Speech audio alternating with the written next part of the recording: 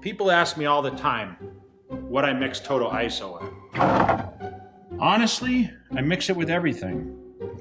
Water, egg whites.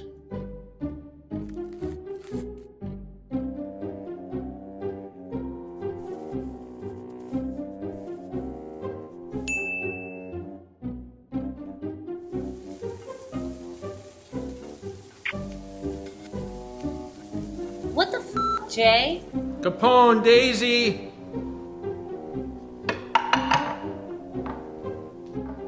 Jay, seriously?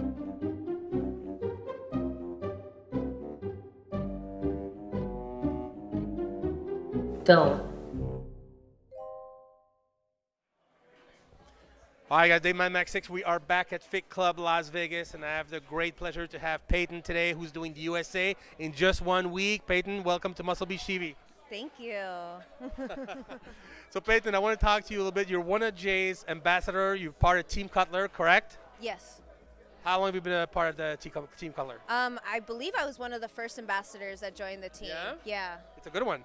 Yeah, it's a great program. The product's amazing. I live by it. So. Awesome. So talk to me a little bit about the USA. You look fantastic today. We did a little bit of everything. It's deplete week, right? Right now you deplete. Yeah, today's first day of depletion. So today we did upper body. Tomorrow's lower. Then we go back to upper. Then we do lower again, and then we just kind of cruise into the show on Sunday. You brought your trainer Ro, which we love. We actually filmed Ro many times before. We filmed him. We filmed all these people. He obviously did a great job with you. How long have you been working with Ro? So I started training with him October 2018 is when I got introduced to him. I was on a random fitness journey. I didn't know exactly where I was going. And I started training with him at City Athletic, rest in peace, one of my favorite. Oh yeah, that's one of my favorite gyms. Yes. So we started training there, and I was previously a college athlete. I played softball at Florida State at Jacksonville, and I injured myself, left there, came back, and I just kind of felt like this void, and I didn't know where I was going, and I knew there was something missing at like competitive side. And so he started talking to me about fitness and bikini and bodybuilding, and I didn't even know anything of the world until I met him. And so he introduced it to me. He's like, why don't we try to get you ready for your first show? I started training for it and got the competitive side back out of it, and it just filled that void. And I just been stuck ever since then. It happens a lot with athletes. Sometimes something happens, they get hurt, and they need something to replace it because they have that fire that burns, right? So that was your case. So you were from Florida, right? No, I'm born and raised here in Vegas, okay. And I played softball since I was 5. Oh, okay. And I wanted to get a full ride scholarship to go to college, and I told my dad, was like, where do you want to go? I was like, somewhere with a beach and water. I don't care. And Florida gave me a full ride, and I was like, all right, let's go. So you went all the way from Vegas to Florida, and then you came back afterwards. Yeah, I came back after the first year because I injured my knee. So I had to get knee surgery, and that was the end of my career. It was super fast-lived, yeah. So when did you actually, so 2018 you started working with Ro, you said, right, 2 years? Yeah, 2018, and then I got ready for my first competition, which was Jay Cutler's competition. So it was April 20th, 2019 was my first comp last year. Wow. Well, you started with a good one. Yeah, yeah, it was a really good one. What did you finish at Jay Cutler's Classic? So I think I did 3, what was it? It was True Novice, and Open, and I finished second in all 3. Wow. Yeah. First runner-up. So you got the bug after that? That's it? You never stopped? I was hooked after that. I was like, second, I can't settle for that. I got to keep going. What do you like the most about fitness and bodybuilding? What drives you the most? What do you like it so much? Honestly, how much heart and dedication it takes from within yourself. So the only thing that can hold you back is you and your mentality. So the harder I can push myself, and days I come in and I'm like, I just don't feel good. I'm not gonna have a good workout. That's just all in my head. And then I prove myself at the very end that, yeah, I can push myself. I can keep going. I can work harder. And that just drives me every single day. And I love that hunger, and just pulling that out of me is just the best feeling in the world once you can accomplish it. It's funny you said that, because as I'm watching the show, the shoot and I'm filming it, Ro's really good about pushing you. Yeah. And even when you're telling him, can I have lighter weight or something, he doesn't let you let down. He pushes you, and you're good about giving it back to him. Yeah, because he knows that I have that drive and that will inside, that he knows that, no, Peyton, just shut up, push those weights, and you're gonna be fine. And I know, I just need to hear it every once in a while, and it just gets my butt back into gear. So this is actually going to be, this USA coming up, 2020, is actually going to be your third national show, right? So talk to me a little bit about what you've done before. You've done the Amateur Olympia, which is unbelievable already. Yeah. You did well. So I won the golden ticket from Aces Stage, which was a amateur show, and then they rolled me right into the Amateur Olympia, which was 3 days. You got invited. I got invited. So it was 3 days after I won the overall at Aces Stage. I did the Amateur Olympia. I placed 4th. Wow. Which That's tough. At that point in time, I didn't realize, like, it didn't hit me because I was like, oh, this is just another show. No. And I'm like, no, this is a national show. It didn't, like, even trigger and my people head. from all over the world that is doing this show, you know? It was insane. I was meeting women from Japan and all different countries. It was the most incredible experience. And after that, I was like, okay, I want to do USAs. My heart and soul was set on it. And so me and him started training for USAs. And whenever we got about, I think it was like 10 weeks out, the show got canceled because of the pandemic. I know. And we didn't even have North Americans on our radar. And I was like, I'm hungry. I'm ready. I'm in prep mode. I'm ready to do another national show. I want to go for my pro card. So he's like, what about North Americans? I was like, okay, why not? Why not? And so we started grinding towards that, did that September 2nd. I placed 4th again for my second national show. And now USA's is right around the corner. Wow.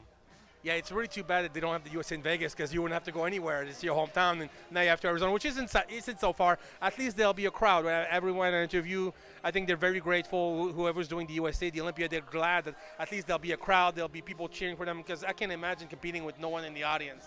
Oh, that's how it was at Pittsburgh. How was that?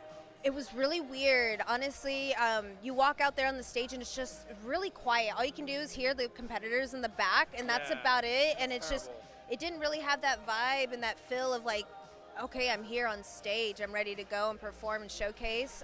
But it was still a really great show. I'm just really happy that they're still having the USAs, even though being here in Vegas would have been so convenient for me. But nothing great comes from easy. So. Yeah. At least it's still there, and I think everyone's really grateful that somehow we found a way to have the Olympia, have the USA, so all that hard work you did all year long doesn't go wasted, because I have so much respect for all the athletes this year who have prepped and not knowing if they would be able to step on stage and compete, stuck to their diet, stuck to their training.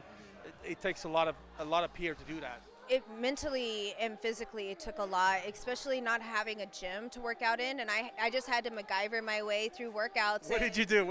I bought bands. I was using benches at the house. I was using chairs. I was pressing things. I was doing the most outrageous workouts. Just Rocky training. Yeah. I even went up to the mountains. So we have a cabin in Utah, and I actually took my ladders up there, and I was doing ladders and running and training in the altitude and literally doing Rocky workouts. You couldn't find a gym to go train? I'm sure if I ask Earl, you found somewhere to go. He's not going to say. No, we couldn't. No, they had everything completely shut down here in Vegas. And then I ended up staying in California for about 2 months during the whole lockdown. Oh, nice. And California was even stricter there, so I didn't have anything. So I was just going on hikes for fasted cardio in the mornings and runs on the beach. How hard was it to stick to your diet and stick to your nutrition, being so limited in training? Did you get off the diet? Did you fell off, or were you able to stick to it? I had a couple of hiccups in the road. I'm not gonna lie. Being honest, okay. I'm gonna be honest. During the summertime, it's hard to stay on your diet because everybody's having fun. They're doing 4th of July parties. There's Memorial Day. There's barbecues. A bunch of barbecues, and everybody, having a great time. But I still got back on my diet. People are like, "What are you eating over there?" And I'm pulling out my cod and my asparagus in the corner. Your Tupperware. My Tupperware, and I had everything vacuum sealed and eating out of little baggies. But That's how you got to do it. There's no other way. Yeah, and whenever you start seeing the results, it just makes you not want to cheat on your diet. You're like, okay, I'm starting to see the food and everything is working the way it should. There's no point in throwing this away for a slice of pizza. I can have that in 3 months. I'm totally fine not having that. I've eaten whatever I wanted my whole life. I can be strict for 3 months. Yeah. What's your daytime work? What do you do for a living? I'm a paralegal, so I work at a bankruptcy firm. Is that a challenge for you to actually be able to, stick to your diet? Are they actually good at letting you eat your food? Well, I mean, it's not always easy when you have a regular job. Yeah, so I mean, I've also worked in the industry as well. So I used to do bottle service before the whole pandemic shut down. That's really hard to stay on your diet there because You can't even stop. you can't stop. You're working for 10 hours. You're in the sun. You can run away to go to the bathroom real quick and try and eat your food, inhale it, and then run back out on the floor. So for me to have my paralegal job now, I'm really grateful. It's actually easier. It's so much easier. And my boss's wife is also a competitor. So he totally understands it. And so he's Supports you. He definitely supports me. And then if I don't have my food, they have different meal preps and places we can go and things like that around work. So I can just stay on my diet. So there's no excuse for me not to be eating what I'm supposed to be eating. That's awesome. Yeah. Well, obviously, you're disciplined. It shows. What do you want to do with all this? What would be the ultimate goal? Is it still just a hobby for you? You seem to be very driven, but I always ask that question to everyone because it's not everybody wants to become Miss Bikini Olympia. Do you want to make it to the Olympia? Or? Oh yeah, that is my heart and soul, and pouring every ounce of me into this is to one day step on that stage with all those amazing women out there. I just can't wait for that, and I also want to make a career out of this. I absolutely love just fitness and taking care of your body and the health, nutrition, everything about it, and just how good it is for you mentally. Like, there's no bad part of this sport. Everything is just so good for everybody and positive. There you go. There's the word. So yeah, I want to make a career out of this, and I want to be on that stage. We're gonna put you on Instagram and all that stuff, but it's funny because as we were working out earlier, some guy who trains here just came to you and said, "Oh my God, I follow you. I'm such a fan, and you look great." How does that feel to have people tell you that? Does that happen a lot? Or? It's starting to happen a lot more than it was, and honestly, it's so Humbling. yeah. It's like you wouldn't expect that because you see Instagram on your phone. You're like, okay, yeah, I'm doing my post, I'm doing my stuff, and like you see the numbers there and people looking, and the numbers are going higher and higher, but you're not like really Obsessed with it. Yeah. You're not. It doesn't really hit you until people are like, "Hey, Peyton, how are you?" And you're like, "How do they know me? Like, this is a shocker, you know?" Do people ask for pictures with you? Yeah. So it's pretty. It's nice. It's a really cool feeling Yeah. that people are actually like following my journey and watching me step from step to step. You're inspiring people. I love that, and Yeah. that's another reason why I got into this sport. I want to inspire people. Yeah. Wow, that's awesome. Well, Peyton, I'm glad we got to learn a little bit more about you today. In less than 1 week, what is it today? Today is Monday. So you're going to Arizona on Wednesday. It's like, 5 days, 6 days before the show. You look great. I think you're ready. You're going to do well, I'm sure. And I hope we get to do more interview after, maybe following to your first pro show and all the way up to the Olympia, hopefully. Yeah. Thank you so much. I appreciate everything. Yeah, that's awesome. I want to say a big thank you to Ro, which is the trainer. Team Ro in the house. He's awesome. And you always have great athletes, and we appreciate that you took the time right before your show to come here and film today. Best of luck at the USA, Peyton. Thank you so much. I appreciate everything. Dave Max 6 for JayTV, and we're out.